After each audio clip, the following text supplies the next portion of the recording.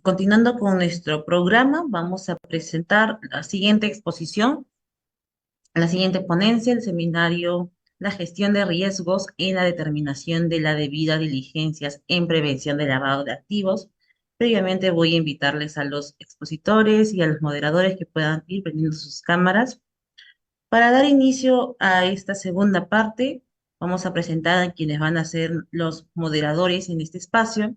La contadora pública colegiada Gina Genoveva Marengo Arese. Ella es gerente de riesgos y cumplimiento, miembro del Instituto de Auditores Internos del Perú y miembro del Comité Técnico Nacional de Riesgos y Control Interno de la Junta de Decanos. Cuenta con más de 20 años de experiencia profesional en contabilidad financiera, funciones de auditoría interna basada en riesgos, control interno y compliance. También nos acompaña el magíster contador público colegiado Johnny Silvera Calixto. Él es magíster en auditoría integral por la Universidad Federico Villarreal, con doctorado en contabilidad. Es especialista en finanzas, auditoría y desarrollo y defensa nacional con habilidad para liderar grupos humanos, orientando las habilidades de las personas al trabajo en equipo. Cuenta con una amplia experiencia en el manejo de sistemas contables, organización y control de las áreas de administración y contabilidad y finanzas. Les damos la bienvenida para que puedan dar inicio a la segunda ponencia. Muchas gracias. Muchas gracias. Buenas noches. ¿Cómo estamos? Hoy día tenemos un tema muy especial con el doctor, con el magíster MBA Juan Carlos Medina Carruitero, quien es director general del MGRC, director de consultoría y experto internacional en gestión de riesgos, prevención de lavado de activos, cumplimiento normativo, gobierno corporativo, control interno, tanto del sector público y privado. Asimismo, se desempeñó en diferentes asesorías de organismos nacionales e internacionales de Latinoamérica. Tiene más de 15 años de experiencia. Es expresidente del Comité de Prevención de Lavado de Activos, COFLAT, de la Federación Latinoamericana de Bancos, FELABAN, por 2 periodos. También es exdirector en diversas entidades financieras latinoamericanas. Ex vicepresidente corporativo de cumplimiento en grupos financieros regionales, expresidente del Comité de Cumplimiento de la Asociación de Bancos del Perú, ASBAN, por 2 periodos consecutivos. Es graduado en MBA de EGADE Business School, sede Perú, magíster en Administración de Negocios y en Gestión Empresarial por el Tecnológico de Monterrey, México, ingeniero industrial de la Pontificia Universidad Católica del Perú, certificación profesional por la Florida International Banking Association y la Florida International University, la FIUM. Experiencia comprobada y en demasía en banca y en empresas de servicios, en labores de control de auditoría, planeamiento, fraude y riesgos y en docencia universitaria, en áreas de gestión, proyectos, ingeniería y finanzas. Miembro del Instituto de Auditores Internos del Perú. Magíster Juan Carlos Medina Carruitero, tenga usted una bienvenida y escuchamos su exposición. Muchas gracias, Johnny. Buenas tardes a todos, buenas tardes a Gina también, que nos está acompañando en esta oportunidad. En primer lugar, quisiera dar un agradecimiento a la Junta de Decanos del Colegio de Contadores por la oportunidad que me dan de poder comentar, formar parte de esta reunión, de este evento tan importante esta noche y poder comentarles un poco respecto del tema de la gestión de riesgos en la debida diligencia para lo que es el tema de la prevención del lavado de activos, ¿no? Tema que ya incluso hace unos minutos la anterior expositora también ya empezaba, ya lo comentaba también, ¿no? Respecto a cuál puede ser el alcance en este tipo de, digamos, en este tipo de situaciones, en este tipo de condiciones, ¿no? Yo voy a compartirles una pantalla para poder hacer una presentación.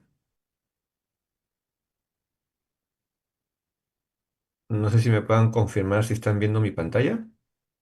Perfecto. Ok, excelente.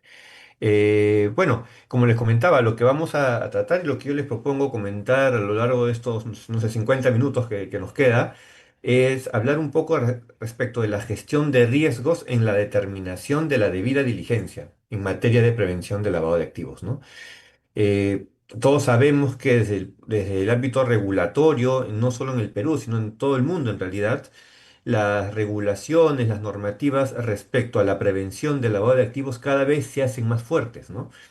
Digamos que lamentablemente este crecimiento o esta fortaleza se ve necesaria como consecuencia de tantos hechos que nos impactan en nuestras sociedades, ¿no? Lamentablemente hechos delictivos, crímenes financieros, corrupción de funcionarios, son aspectos que tocan indudablemente lo que es el delito de lavado de activos y evidentemente es necesario que todos empecemos a prevenirlo, desde cualquiera de nuestros puntos, ¿no? Desde el lugar que nos toque estar hay que hacer una prevención.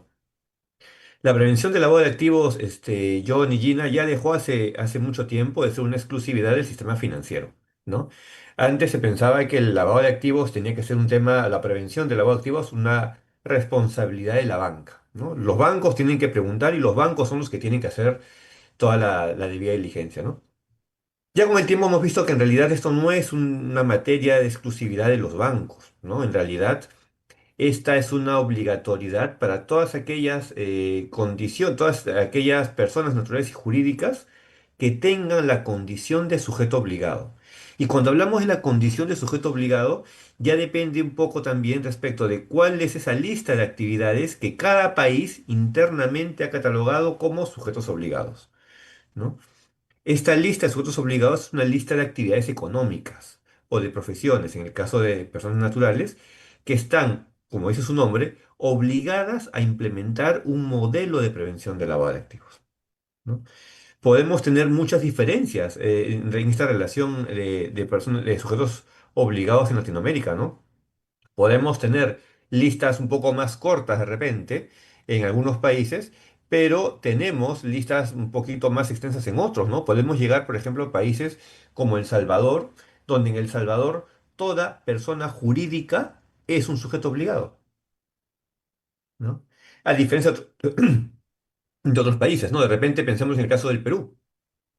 Si yo quiero poner aquí una panadería, yo no soy sujeto obligado. El rubro de panadería no es una actividad económica que esté en la lista de sujetos obligados en el Perú. Pero si yo quiero abrir la panadería en El Salvador, ahí sí, porque allá la definición es toda persona jurídica. Toda persona jurídica es un sujeto obligado y tiene que tener un modelo de prevención del lavado de activos. Entonces, cada país ve la mejor manera de hacer frente a este tipo de hechos, a este tipo de delitos y ve de qué manera lo puede prevenir.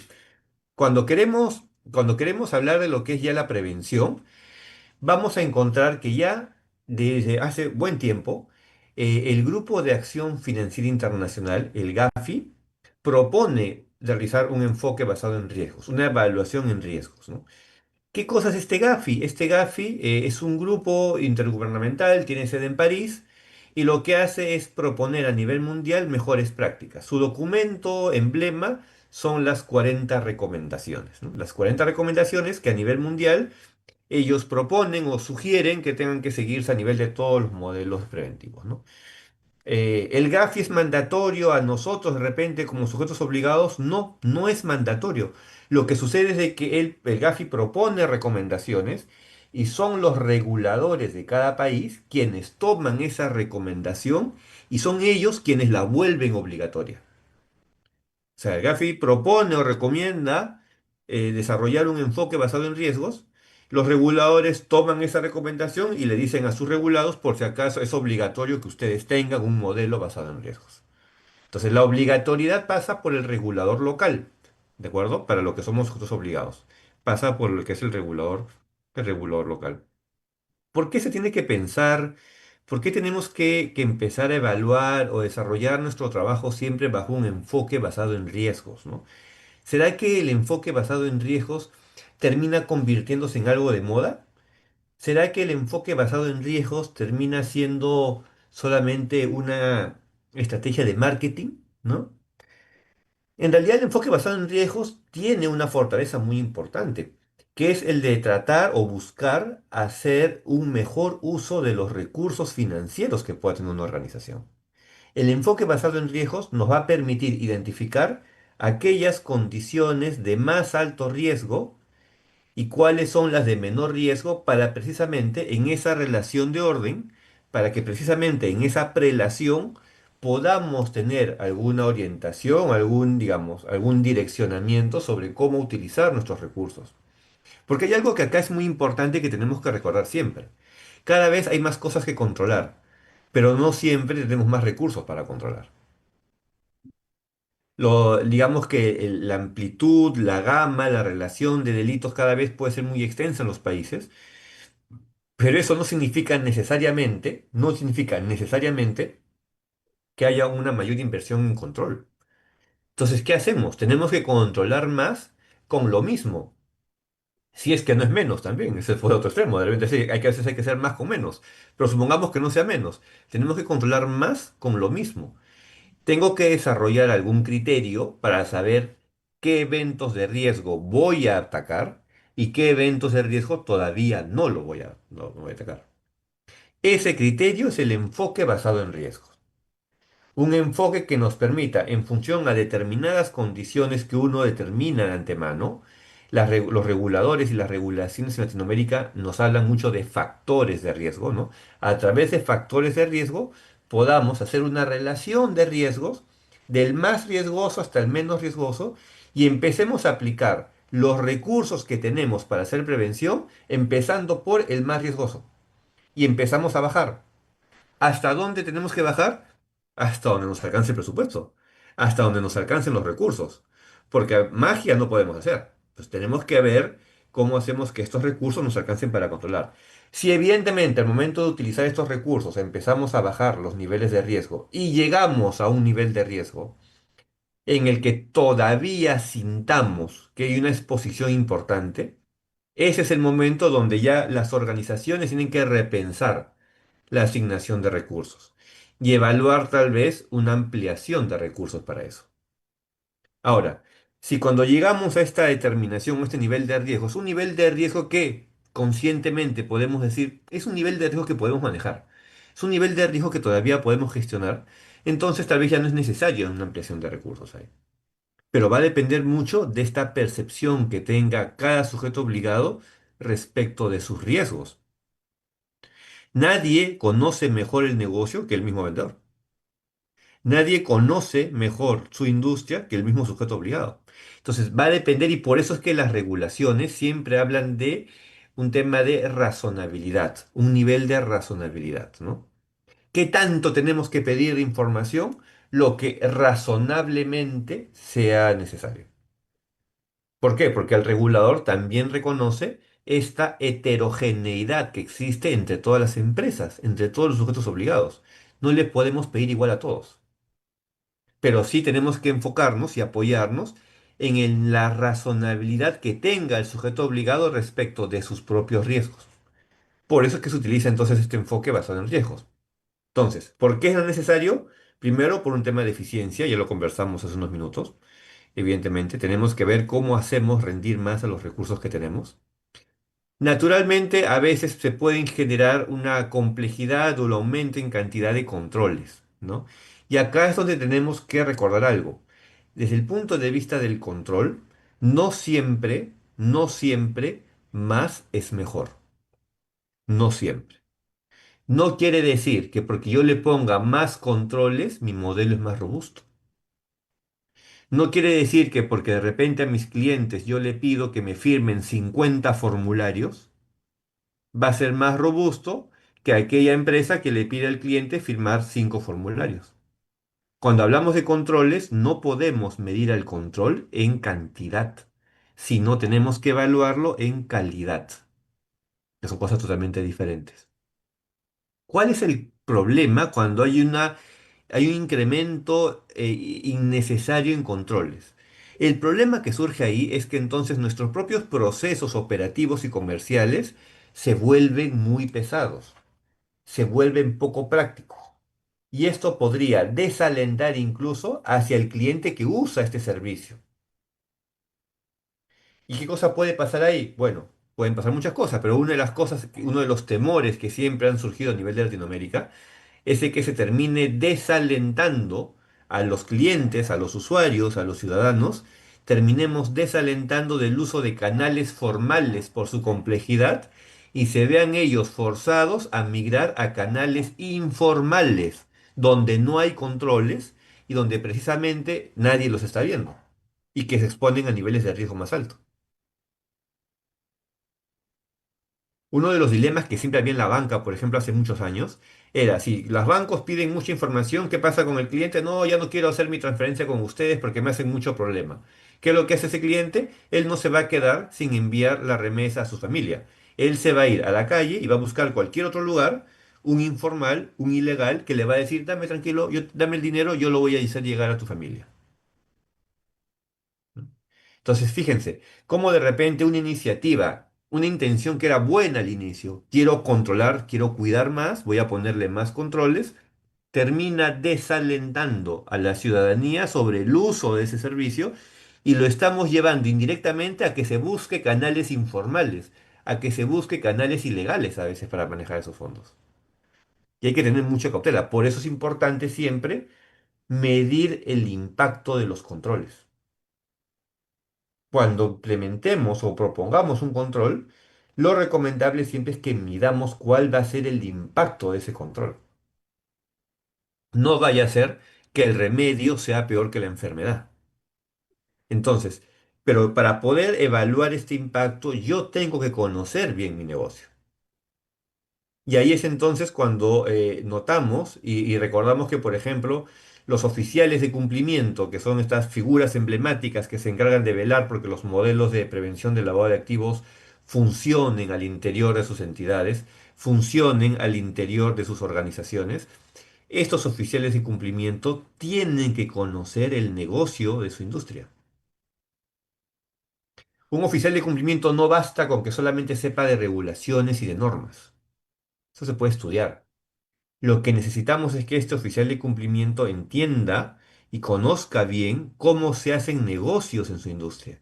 Si él no sabe cómo se hacen negocios, ¿cómo va después a saber, cómo va a saber dónde poner el control? Si no sabe cómo se hace, cómo es el flujo comercial.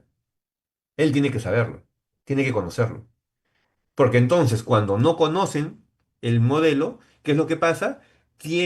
Pueden tener la tendencia a poner muchos controles. Entonces, ¿qué es lo que pasa? Nos llenamos de candados, ¿no? Pone candados por todos lados. Ante ese desconocimiento o ese poco conocimiento del modelo de negocios, lo que hace es pone candados por todos lados y claro, tenemos un modelo sumamente pesado, ¿no? Uno lo que tiene que hacer es que buscar que los controles tampoco nos representen una pérdida de agilidad. Les pongo un ejemplo. Imaginémonos que, por un momento, imaginémonos que todos nosotros somos militares, somos generales y nos vamos a la guerra, ¿no? Evidentemente, vamos a la guerra, yo no quiero que le hagan daño a mis soldados, yo no quiero tener bajas, yo no quiero que maten a mis soldados.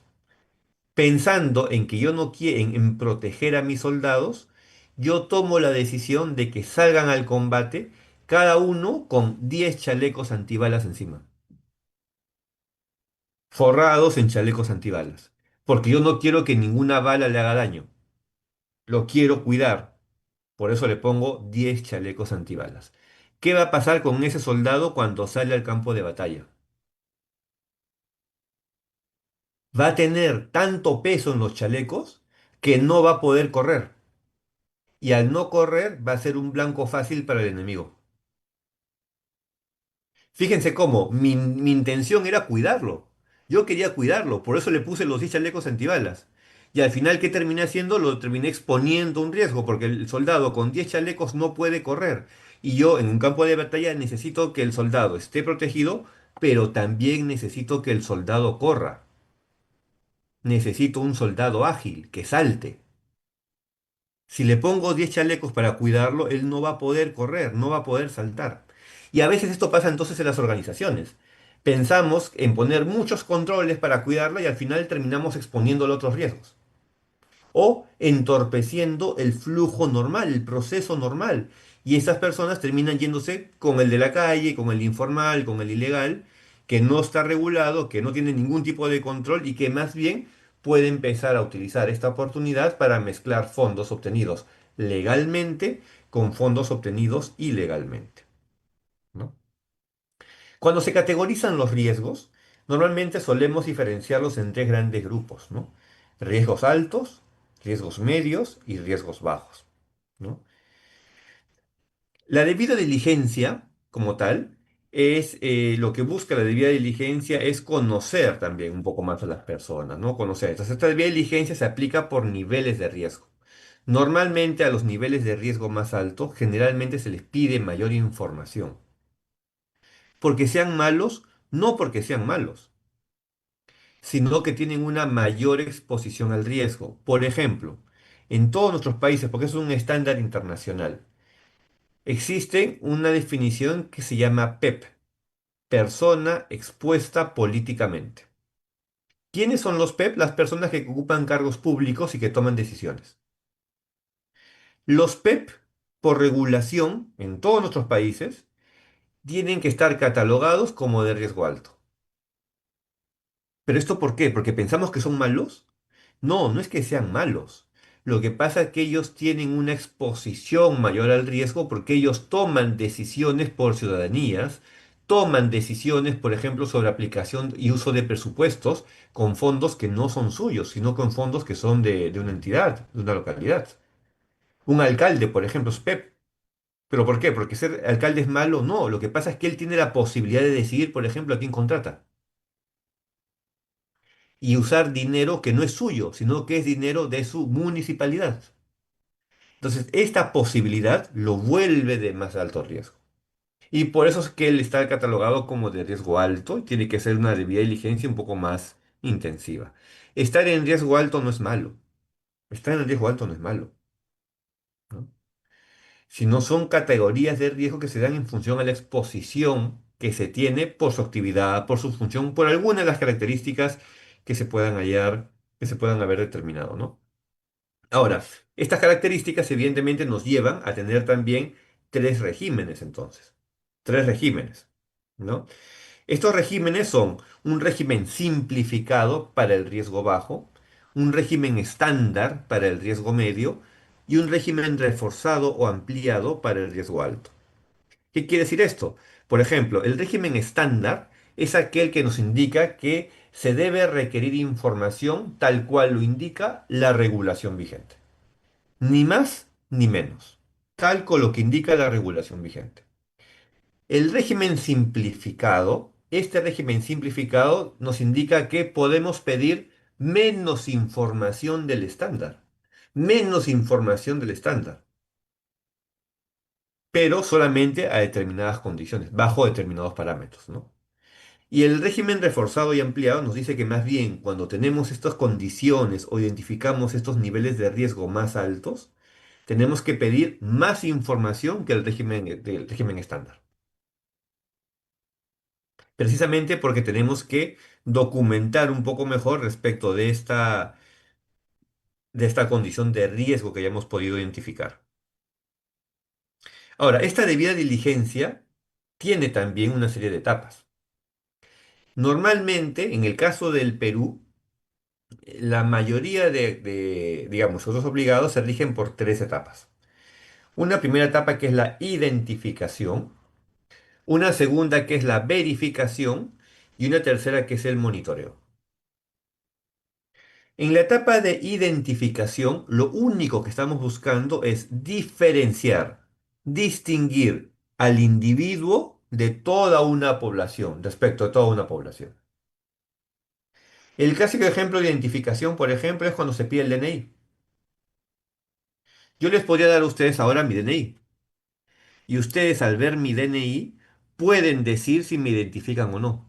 Porque con el DNI van a ver mi foto, van a ver mis nombres. Entonces van a ver mi DNI y van a ver que la foto coincide con el que estoy hablando. Entonces, bueno, esta persona que está hablando es el mismo el DNI. El DNI dice que se llama Juan Carlos Medina, entonces él debe ser Juan Carlos Medina. Me están logrando identificar respecto de una población, respecto a otras personas. Ya saben que soy yo, pero no pueden decir que me conocen. Y acá donde viene a veces un tema importante que algunos reguladores en algunos países me comentaban, me decían, Juan Carlos, a veces vamos a supervisar a algunos regulados, algunos sujetos obligados, y cuando le pedimos evidencia del conocimiento del cliente, nos alcanzan la copia del DNI. Ya está. Con el DNI ustedes no conocen. Yo les puedo a ustedes mostrar mi DNI, ustedes me pueden identificar, pero ustedes no pueden afirmar que me conocen. Ustedes, viendo mi DNI solamente, ustedes no saben si yo soy astronauta. Ustedes no saben si yo soy un delincuente, viendo mi DNI. Entonces, no podemos decir que conocemos al cliente viendo un DNI. Lo que hacemos es identificamos al cliente, pero no podemos emitir un juicio de valor que permita afirmar que lo conocemos. ¿De acuerdo? Entonces, esa primera etapa de identificación. Luego viene una segunda etapa que es la verificación. ¿Qué es la verificación? Es verificar la información que se ha obtenido en la etapa previa de identificación. Eso es verificar. En muchos países, estas dos etapas están unidas en una sola etapa. En el caso del Perú, están separadas. Sin embargo, en muchas ocasiones, estas dos etapas, estando separadas, se pueden realizar al mismo instante, en el mismo momento. Yo les podría alcanzar un DNI, no sé, se me ocurre, a ver, morado. Ustedes, como somos peruanos, ustedes rápidamente identificarían que este DNI es falso, porque los DNI no son morados. Están verificando. Normalmente se puede verificar mejor documentos locales, documentos propios de cada país. Pero cuando uno viene con documentos del exterior, esta etapa de verificación se vuelve un poco más pesada. Supongamos que ustedes quieren verificar la identidad de una persona. Es un extranjero y les trae a ustedes un, no sé, pasaporte turco. A ver, yo particularmente, personalmente, yo nunca en mi vida he visto un pasaporte turco. O sea, si a mí me traen un pasaporte turco, yo no tendría capacidad, encima por el idioma, yo no tendría capacidad de decirle si ese pasaporte es bueno o es malo. No, yo no puedo emitir ninguna opinión ahí. Entonces, ¿qué es lo que pasa? Yo no puedo verificarlo. En algunos casos, algunos documentos extranjeros pueden ser de muy difícil verificación. No es como un documento peruano. Yo les traigo, como les contaba, un DNI morado y ustedes rápidamente me dicen, ya, este es falso. Este documento es falso porque los DNI no son morados, porque lo conocen. Pero ustedes no pueden decir lo mismo de un, no sé, pues, de un pasaporte turco, de una licencia de conducir africana, porque no tenemos punto de comparación. De repente por ahí algunos que haríamos, buscamos en internet, ¿no? Google, a ver, fotos, imágenes. Pero igual, todavía ahí no podíamos tener certeza de las medidas de seguridad del documento, ¿no? Entonces, esa como segunda etapa de verificación. Se vuelve un poco más tediosa en documentos extranjeros, no en los locales. En locales es mucho más sencillo. Y luego tenemos la tercera etapa que es la del monitoreo. En la etapa del monitoreo, nosotros lo que hacemos es ver que el cliente ya empieza a hacer operaciones, que empieza a operar. No podemos monitorear intenciones, tenemos que monitorear lo que él ya hace, lo que el cliente hace. Y ahí tenemos, por ejemplo, un reto, los sujetos obligados que no son transaccionales. Un sujeto obligado transaccional es un banco, por ejemplo. Y a un banco, nosotros somos clientes de bancos, ustedes, Johnny, Gina, yo, todos nosotros somos clientes de bancos. Y no solamente de uno, solamente tenemos cuentas en dos o tres bancos, tarjetas, productos financieros. Entonces, a los bancos nosotros siempre regresamos, porque es un negocio transaccional. Yo opero con él hoy y mañana pago mi recibo ahí y pasado cambio dólares y luego deposito una cuenta ahí. Le hago muchas operaciones, es transaccional. Para una entidad transaccional es muy fácil hacer monitoreo porque tienes al cliente operando constantemente. El problema viene a veces cómo hacer monitoreo en sectores que no son transaccionales. Imagínense, por ejemplo, una inmobiliaria. Muchas personas que tienen la posibilidad de comprar una casa, por ejemplo, la compran a veces una sola vez en su vida y nada más, y nunca más vuelven a comprarse casas. Entonces, ¿cómo monitoreas? No hay transaccionabilidad. Tienes un cliente que vino una vez y de repente nunca más va a volver. Porque si es una inmobiliaria, probablemente la gente no es que compre casas todos los años. Entonces, a veces uno compra una casa y es la casa que tiene toda la vida. Y ya no se compra otra, es la única que tiene. Entonces ahí el reto es un poco cómo hacer monitoreo. Porque no es un negocio transaccional. Generalmente, en estos sujetos obligados que no son transaccionales, la oportunidad de obtener información se extingue en el momento de la venta. Lo que no podamos conseguir en ese momento ya no lo vamos a conseguir después. Porque es muy difícil. Vamos a llamar a un cliente, señor, ¿se acuerda que yo le vendí una casa hace 3 años? Necesito que me firme unos documentos. ¿Quién le va a firmar? Le van a decir, ya, ok, sí, estoy ocupado en otro momento, ¿ya? Me van a colgar y ya. Yo no te voy a estar firmando papeles de algo que compré hace 3 años. Y ahí sí es que lo tengo, de repente ni siquiera lo tengo, de repente ya lo vendí a otra persona. En los sectores que no son transaccionales, es fundamental que podamos agotar todo el esfuerzo de debida diligencia en el momento de la venta, en el momento de la vinculación. Antes que firme el contrato, antes que le entreguemos la llave de esa casa a ese cliente, pidámosle todo lo que queramos y nos lo va a dar, todo lo que le pidamos. Pero una vez que le entreguemos la llave, ya va a ser más difícil. Una vez que ya cerró la venta, ya va a ser más difícil. ¿De acuerdo? Entonces, acá teníamos, a manera de resumen, las etapas de identificación. Yo les comentaba hace un rato también, hay que separar y hay que distinguir al individuo respecto de la población. Eso es lo que hacemos con la identificación. En el caso de la verificación, lo que hacemos es validar la información que hayamos podido recoger, digamos, de lo que viene a ser la información que se tenga o documentos que haya traído el cliente. Y el monitoreo, que eso se da durante la relación comercial, mientras el cliente está operando.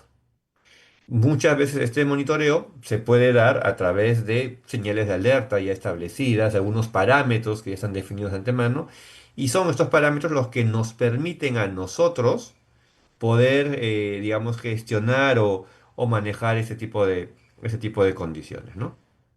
Algunos errores comunes que existen, a ver, pensar que la información de prensa no es importante. Una herramienta muy potente para hacer debida diligencia es el Internet, ¿no? Lo que se conoce como fuentes abiertas de información. En Google pueden poner y ahí se encuentra mucha información. Es una buena fuente, pero tenemos que saber también qué mirar y qué cosas no. Digamos, qué ponerle atención y qué cosas no, porque en Internet también uno encuentra de todo, ¿no? Si uno va a hacer un tema de análisis, lo importante siempre es poder identificar cuáles son estas condiciones o cuáles son esos aspectos o fuentes de información que realmente sean válidas, ¿no? Eh, Pensar que no es necesario entrenarse o capacitarse también es un error frecuente, ¿no? Yo en ocasiones he discutido, a veces he debatido con algunas juntas directivas o directorios de empresas cuando las cifras van mal y lo primero que dicen es vamos a recortar presupuesto, ¿qué hacemos? Cortamos capacitación. Se acabó la capacitación para todos, ¿no? Cuando más bien, en mi opinión, cuando estamos en un hoyo financiero, cuando estamos con problemas financieros, es más bien ahí cuando necesitamos a la gente más capacitada y más entrenada, porque son las personas las que van a sacarnos de esa mala situación financiera. Si yo no los capacito, no los entreno, ¿cómo quiero? O sea, está en un hoyo, quiero que salgan del hoyo, pero no le doy la escalera. Si no le doy la escalera, ¿cómo van a subir? No van a poder subir del hoyo. ¿No? Digamos que uno tiene que empezar ahí a ver. Evidentemente, de repente lo que puede hacer es uno buscar capacidades más eficientes, si se quiere, ¿no? Pero eso de anularlas o bloquearlas del 100%, yo creo que no sería lo más recomendable, ¿no? Este, rechazar a los reseñados, cuando encontramos una información negativa de alguien, rápidamente lo queremos bloquear, tampoco es así. Hay que revisar y hay que ponderar y evaluar el riesgo. ¿Y esto por qué? Porque fíjense, saben que a nivel internacional hay listas, ¿no? Listas de sancionados. La lista, en el caso del Perú, por ejemplo, listas extranjeras por regulación financiera importante, la lista OFAC, la lista del Consejo de Seguridad de Naciones Unidas, la lista de terroristas de la Unión Europea, son listas mandatorias, ¿no? Hay que controlar y hay que chequear esas listas. Hace algunos años una empresa encargada de hacer listas, de manejar listas a nivel mundial, hizo un estudio. Y cuando hizo ese estudio encontró que en los últimos 5 años, la cantidad de sancionados o de personas que se habían incluidos en estas listas de sanciones habían aumentado en más del 250%. En 5 años, la lista de sancionados se aumentó en más del 250%. ¿Qué es lo que nos puede llevar a una reflexión esto? Esa razón de crecimiento es mayor que la razón de crecimiento de natalidad en el mundo. ¿Qué quiere decir? Que cada vez hay más, los sancionados aparecen más rápido que los nacimientos en el mundo. Si esa tendencia sigue, la tendencia que esta empresa encontró en esos 5 años sigue, ¿qué va a pasar? Va a pasar que de acá a unos años, todos en el mundo vamos a estar en alguna lista. Todos, sin excepción, por un tema de estadística solamente. Si la cantidad de sancionados aumenta 250%, la población no aumenta 250%, entonces ¿qué va a pasar? Va a llegar un momento en que toda la población va a estar en alguna lista de sanciones. ¿Y ahí qué hacemos? Ya nos vamos nomás, ¿no? Porque ya no hay nada que hacer. Pues, estamos todos en lista de sanciones, va a ser muy difícil operar, trabajar, ¿no? Entonces es muy importante evaluar y definir bien qué tipo de listas son las que yo tengo que utilizar y qué tipo de listas no, ¿no? Por ejemplo, en el caso del Perú, la regulación financiera nos habla de esas tres listas. Pero dependiendo de la actividad que yo realice de negocios, yo podría optar por alguna otra lista más importante. Por ejemplo, además de esas tres listas, supongamos, si yo tengo clientes acá en el Perú, pero que son ciudadanos de países de Guatemala, Honduras o El Salvador. Si son de esos tres países, a mí me convendría incluir en mis Recording listas stopped. por ejemplo, a las listas de la lista Angel. La lista Angel es una lista que se creó para esos tres países por delitos de corrupción. Entonces, si yo voy a trabajar con clientes guatemaltecos, hondureños o salvadoreños, a mí me convendría tener en mis listas la lista Angel también. Porque yo no sé si estas personas en su país han tenido algún problema. Entonces, va a depender mucho del tipo de negocio que yo tenga para saber a qué listas voy a incorporar. Si de repente yo trabajo con los chinos, tendría que averiguarme si en China hay una lista de sanciones china y esa lista también la incluiría yo en mis controles, porque yo voy a tener clientes de ese país. Uno no podría pensar, no, pero para que el control sea más robusto, también voy a poner la lista de sancionados de Australia. Pero si yo no trabajo con ningún tipo australiano, o sea, ponerle una lista más ahí de repente va a hacer que mi modelo es un poco más pesado, pero no habría un sentido ahí. ¿Para qué voy a poner la lista de australianos si yo no voy a hacer nada con Australia? De repente, ¿no? Entonces, uno tiene que buscar cuál puede ser ese criterio al momento de establecer esos controles, ¿no? Por eso, no olvidemos que lo que tenemos que hacer es desarrollar una debida diligencia que sea efectiva. Recuerden que la debida diligencia es conocer algo de alguien. Todos hacemos eso de manera intuitiva en nuestras vidas. ¿A cuántos de nosotros no nos ha pasado, por ejemplo, que a veces llega un nuevo vecino en el barrio, vemos que llega el camión de la mudanza y ya todo el mundo está en sus ventanas, ¿no? Viendo y llega un nuevo vecino, a ver, fíjense, ha bajado una cuna, ha bajado una cuna del camión de mudanza, debe haber algún bebé entonces en la familia. Han bajado un piano, de repente hay un músico en la familia, porque hemos visto que bajaron un piano, ¿no? Bajaron una tabla hawaiana, entonces hay alguien que de repente le gusta el mar. A alguien le gusta hacer ese deporte, le gusta surfear de repente en la playa. ¿Se dan cuenta? Son inquietudes naturales, que lo podemos hacer desde la ventana de nuestras casas. Y de repente cuando comentamos entre nosotros, oye, ¿te das cuenta que viene un nuevo vecino? Alguien de repente, no, sí, yo me crucé con una persona, me hizo una señora que tiene una niña, una bebita, ¿no es cierto? ¿Qué es lo que hacemos? Empezamos todos nosotros a intercambiar esa información. Lo que estamos haciendo de manera intuitiva ahí es la debida diligencia del vecino. Todos queremos saber quién vive al costado de nosotros, ¿no? Entonces, desde un punto de vista normativo, ya esto que lo vemos de manera intuitiva con el vecino, ya se hace de manera un poco más esquematizada. Y cuando se hace de esta manera esquematizada, ya es que existen regulación con una serie de condiciones, de datos que necesitamos recoger al momento de aplicar una debida diligencia, ¿no? Por eso es que lo que buscamos ahí tener como propósito es no solamente cumplir un requisito regulatorio, sino además proteger a la entidad, medir mejor el riesgo también. En función a lo que consigamos en esa debida diligencia, podemos medir mejor también el riesgo, ¿no?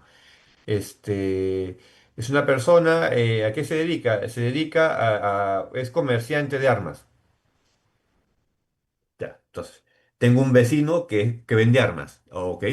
No es digamos que sea malo, pero hay que eleva un poco el nivel de riesgo, ¿no? Eleva un poco el nivel de riesgo, porque de repente incluso en su cochera guarda las armas. Lo tenemos al costado un arsenal. Al costado de nuestra casa tenemos un arsenal de armas, ¿no? Entonces, ¿eso es algo malo? No es malo, pero nos permite medir el riesgo. Nos permite medir el riesgo, ¿no? Hay una serie de elementos que son necesarios para la vía de diligencia, que son los básicos: datos de nombre, ubicación, accionistas, identidad, actividad económica. Y esos son lo que nosotros ponemos en práctica cuando desarrollamos esta debida diligencia. Esta debida diligencia entonces del vecino que yo les comentaba casi de manera intuitiva, en los sujetos obligados lo empiezan a desarrollar también por una manera más esquemática, más esquematizada. Ellos lo que hacen ya es hablar de un conocimiento del cliente, del colaborador o del proveedor. Los modelos de prevención de lavado de activos no apuntan solo al cliente, nos hablan también de un colaborador. Tenemos que conocer quiénes son los que trabajan con nosotros. Y también nos hablan del proveedor. Tenemos que saber a quién contratamos. De nada vale que tengamos mucho cuidado en el conocimiento del cliente y no tengamos nada en colaborador y en proveedor, y resulta que terminamos contratando a delincuentes, tomando servicios de empresas corruptas. Tenemos que tener mucho cuidado ahí también. No solamente el esfuerzo apunta a cliente, sino además se extiende a lo que es colaborador también y a lo que es el proveedor. Este conocimiento del cliente tiene un fin último, que es el conocimiento del beneficiario final. Muchas veces todos pensamos que con el conocimiento del cliente ya tenemos la tarea resuelta, pero en realidad el conocimiento del cliente es el camino para llegar a lo que realmente necesitamos, que es el beneficiario final. Las prácticas internacionales, el Grupo de Acción Financiera Internacional que yo les comentaba más temprano, el GAFI, lo que hace y lo que propone es conocimiento del beneficiario final. ¿Quién es el beneficiario final? Es la persona natural o jurídica, perdón, natural no puede ser jurídica, la persona natural que es dueña del activo, dueña de los bienes. Por definición, una persona jurídica no puede ser beneficiario final. Tendrían que ser sus accionistas. Y accionistas siempre y cuando sean personas naturales. Una jurídica no puede ser. Tiene que ser una persona, siempre una persona natural, ¿no? ¿Cuál es el problema que se tiene siempre con el beneficiario final? Se tiene, por ejemplo, el problema de que es renuente a suministrar información. Claro, nunca a nadie le gusta que le pregunten muchas cosas, ¿no? Y más aún si son información sensible. Puede ser a veces un poco desconfiado. eh, Pueden existir vehículos corporativos, estructuras corporativas muy complejas, en las que es muy difícil llegar al beneficiario final. Eso también termina siendo a veces un tema de complejidad. Ya el GAFIC es el GAFI para el Caribe. ¿No saben que el GAFI, que yo les comentaba, el GAFI es un organismo internacional, mundial, tiene su sede en París, pero para un mejor trabajo tiene brazos regionales? Por ejemplo, en el caso del Perú, estamos en el brazo regional que se llama GAFILAT, que es el GAFI para Latinoamérica, que tiene sede en Buenos Aires. Pero en el caso del Caribe, por ejemplo, se llama el GAFIC, que es el GAFI para el Caribe. Saben que en el Caribe hay muchas islas donde hay mucho negocio offshore, ¿no? Hay muchas estructuras jurídicas complejas. Entonces ya el GAFIC no puede obligar, pero ya el GAFIC ha sugerido a esos países de que deberían buscar siempre que sus habitantes, que sus entidades, que sus empresas sean corporaciones de estructuras sencillas, que no sean estructuras muy complejas, porque esa complejidad imposibilita conocer realmente quién es el beneficiario final, ¿no? Nuevamente, algunos errores comunes en la vía de diligencia, ya para ir terminando también y dar paso a las preguntas, si es que alguno tuviera preguntas o comentar un poco al respecto con Johnny y con Gina. Algunos errores comunes que se dan en la vía de diligencia es, por ejemplo, no considerar la base legal aplicable a cada actividad. ¿Por qué digo a cada actividad y hago énfasis en cada actividad? Porque a veces hay la tendencia que algunos sectores que no conozcan mucho del tema todavía se copien modelos, por ejemplo, bancarios, porque los bancos eso tienen mucho más historia, se copien modelos de los bancos y que lo quieran aplicar en otro tipo de actividad. No es recomendable. Yo no recomiendo copiar modelos ni copiar controles. Cada uno tiene que tener la camisa a su medida. No a todos nos queda igual la misma camisa, ¿no? No se puede tampoco, por ejemplo, replicar normas sectoriales de otros sectores en los manuales de prevención. Y hay unos reguladores que a veces se dan cuenta en eso, porque me dicen, estamos auditando, estamos revisando y encontramos que es un sujeto obligado a venta de vehículos y me hablan de transferencias internacionales. Me hablan de remesas. Entonces, evidentemente dicen, lo que pasa es que se han copiado el manual de un banco, seguro, y se han olvidado de cambiar algunas cosas, ¿no? Entonces, es muy importante que cada uno haga sus controles y defina todo su alcance en lo que necesita. No tenemos por qué copiarlo, ¿no es cierto? Este, y además detallar cada una de las etapas que existen en un modelo de prevención de lavado de activos, ¿no? El modelo, como yo les comentaba, alcanza digamos, a muchos actores, a veces tiene una serie de etapas. Es muy importante para un oficial de cumplimiento que estas etapas tengan responsables y tengan plazos de ejecución, ¿no? Eso de que puede servir un poco de eslogan, lo que es tarea de todos, pero a veces cuando algo es tarea de todos, es responsabilidad de nadie. Y necesitamos tener responsables por cada etapa para que ellos se encarguen y de velar porque cada una de esas etapas se puedan desarrollar, ¿no? Entonces, en líneas generales, esto es lo que yo les había preparado para esta noche, relacionado a lo que es la gestión de riesgos en esta debida diligencia, que no es otra cosa que conocer al cliente, ¿no? Y además en aspectos como lo que es la prevención del lavado de activos, que cada vez se va ampliando. Aquí en el caso del Perú, hace muy poco salió un decreto supremo, seguro ustedes recordarán, donde se incorporaron a todas las empresas de factoring ya como sujetos obligados. Antes no eran todas, eran una parte, ahora ya están todas. Hace meses atrás también recientemente se había incorporado lo que son los proveedores de servicios de activos virtuales, todo lo que es el tema de los criptoactivos, criptomonedas, también empiezan a tomar forma en la regulación que se puede en nuestros países y yo creo que esto va a seguir todavía. O sea, en el tiempo no se ha detenido. Cada vez van a haber nuevas incorporaciones, van a haber algunos ajustes. Es importante que desde el sector en el que estemos, podamos desarrollar un enfoque basado en riesgos aterrizado a lo que sea nuestra realidad, para que el control sea efectivo, para que el control sea eficiente, ¿de acuerdo? Para mí ha sido un gusto poder estar acompañando a ustedes esta Junta de Decanos del Colegio de Contadores Públicos del Perú y un honor haber sido convocado esta noche para poder acompañarlos, ¿no? No sé si John y Gina tengan un comentario, alguna pregunta o de repente de los participantes. Juan Carlos Medina, muchas gracias por tu ponencia, excelente, la certeza de los términos. Hemos comprendido, creo que más de uno, la exactitud de lo que es la debida diligencia y cuán importante es para prevenir los riesgos y también la prevención del lavado de activos. Hace una exposición muy brillante y reitero, te agradezco por la exposición e invito al público si tienen alguna consulta vía chat. Gina, ¿deseas hablar algo, por favor?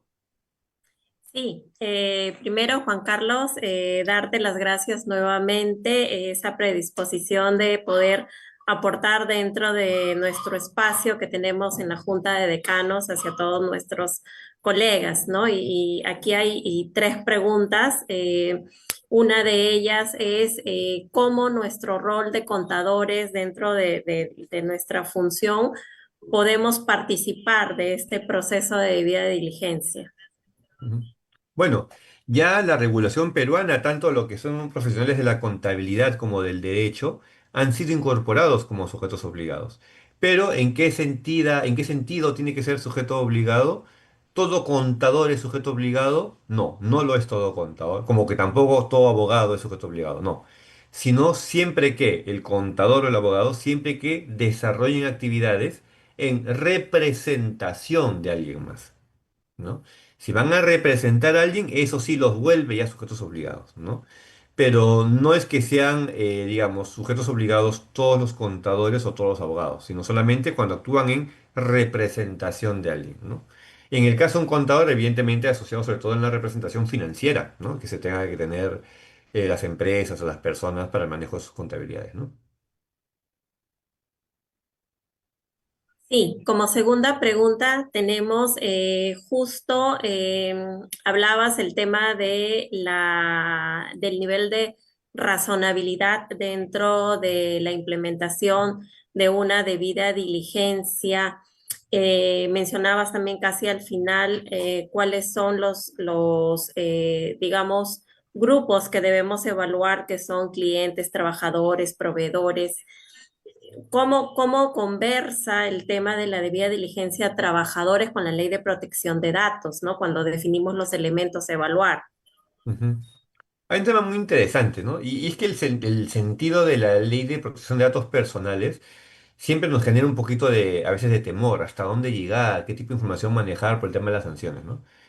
Un tema importante, y el tema importante es que el lavado de activos, la prevención del lavado de activos, emana desde una ley. La protección de datos personales no puede estar por encima de la ley de prevención del lavado de activos, no puede estar por encima de la ley de creación del OIF. Tanto es así, Gina, que por ejemplo, por un tema de protección de datos personales, todas las personas tienen que aprobar el estar en bases de datos, bases de información que tengan las empresas, ¿no es cierto?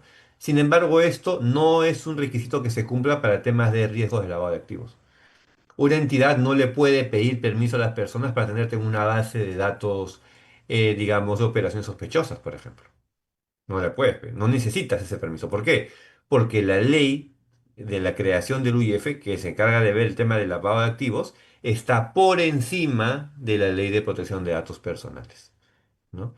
Entonces, puede haber algún conflicto la cantidad de información o de requisitos que yo le pida a mis colaboradores por tener un tema de prevención de lavado de activos. No, porque el modelo de prevención del audio es un modelo preventivo, por regulación están los campos, tampoco es que me esté inventando yo campos, sino son los campos que ya están definidos por regulación y los tiene que dar sí o sí. No hay forma que se niegue a dar una serie de datos. Por ejemplo, Gina, una de las cosas que siempre se pide es, en el caso de los empleados, declaraciones juradas patrimoniales, ¿no? Eh, Y eso un colaborador, bueno, uno nuevo de hecho que no se puede negar, porque si se niega no lo contratan, ¿no?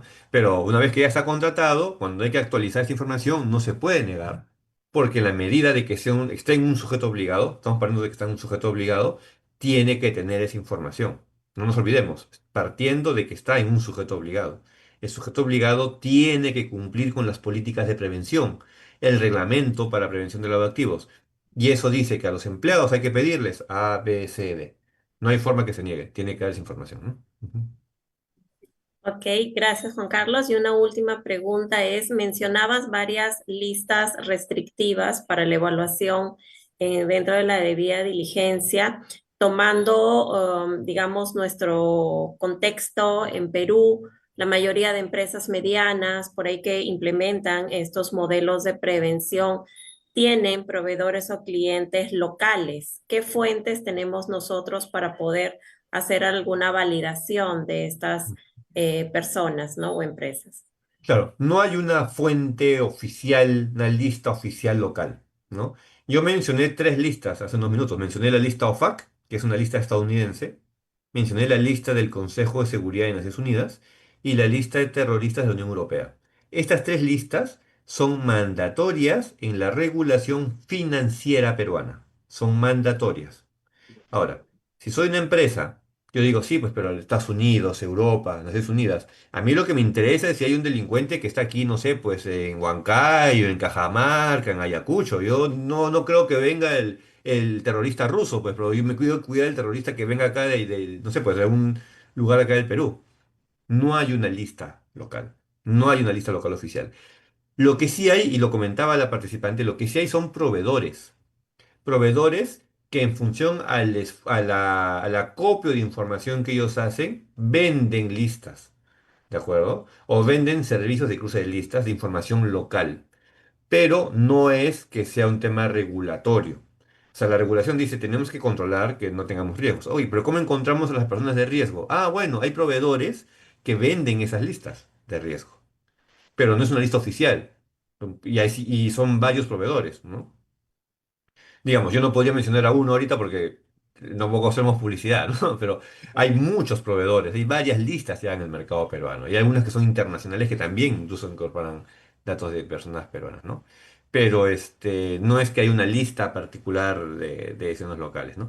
Entiendo la pregunta, porque es una necesidad. Yo también, cuando era oficial de cumplimiento en bancos, acá en Perú, yo decía, sí, pues, pero me estoy cuidando de la lista europea, pero acá no va a venir, pues, no va a venir el croata, el terrorista croata a poner una cuenta. Yo quiero a la gente que está acá en Perú. Entonces ahí teníamos que buscar y optar por listas más que todo locales, ¿no? Pero eso ya depende de proveedores. Depende. No hay una lista. Así como la regulación ha definido tres listas internacionales, no ha definido ninguna lista local, ¿no? Ujú. Muchas gracias, Juan Carlos. Doy pase a Johnny, nuestro presidente del Comité Técnico Nacional de Riesgos y Control Interno, para que haga el cierre de esta excelente ponencia. Muchas gracias, Gina, por el pase. Agradezco pues al magíster Juan Carlos Medina por su nuevamente excelente exposición. Como lo reitero, muy claro, muy conciso, muy he entendido a plenitud lo que es la debida diligencia, más que muy práctico. Y Perfecto, sobre excelente. todo te tenemos comprometido para futuras exposiciones y te agradecemos de acá de la Junta de Decanos, a través del Comité Técnico, por tu aporte, por tu participación, por tu apoyo, por tu disposición y tu buena química para estar con nosotros. Tu No, palabra, por favor, despedirnos. sí, encantado, encantado. Yo quedo a disposición. Para mí siempre va a ser un gusto poder colaborarles a ustedes en la Junta de Decanos y también en el Comité Técnico. Con mucho gusto. Gracias, Juan Carlos. Gracias, Gina. Buenas noches. Buenas noches, Bueno, buenas gracias a noches. cada Hasta uno de luego. ustedes. Buenas Hasta noches. luego. También al público, buenas noches a todos los asistentes.